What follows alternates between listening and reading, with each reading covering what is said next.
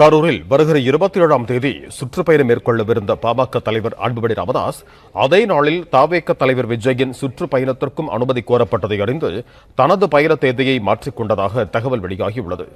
இது தொடர்பான கூடுதல் விவரங்களோடு இணைகிறார் எமது செய்தியாளர் பாண்டியராஜன். வணக்கம் பாண்டியராஜன், உங்களிடம் இருக்கும் தகவல்களை சொல்லுங்க.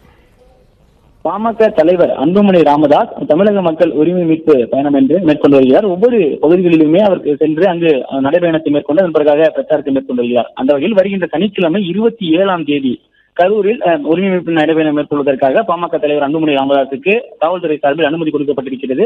கிட்டத்தட்ட 2 மாதங்களுக்கு முன்பாகவே பாமக சார்பில் இதற்கான அந்த நடைபயணத்திற்கான அனுமதி கேட்கப்பட்டு அதற்கான அனுமதியும் அவர்கள் பெற்றிருக்கிறார்கள். இந்நிலையில் கடந்த வாரத்தில் தமிழக வெற்றிக் கழகத்தினுடைய தலைவர் விஜய் அவர்கள் கரூரில் அவருடைய பிரச்சார பயணத்தை மேற்கொள்வதற்கான அனுமதி கோரப்பட்டிருக்கிறது.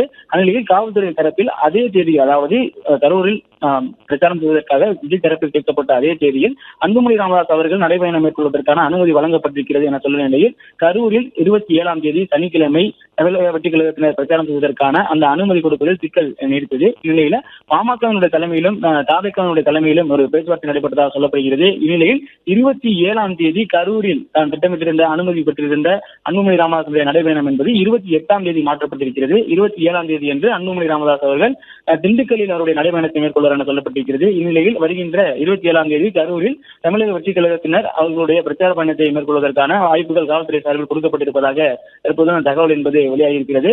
பாமக மற்றும் தமிழக வெற்றிக் கழகத்தின் 2 தலைவர்களுடைய அந்த பிரச்சார பயணங்கள் ஒரே நேரத்தில் அமையாத வண்ணம் 2 கட்சியினுடைய தலைமைகளும் பேசியிருப்பதாகவும் தற்போது தகவல் வெளியாகியிருக்கிறது.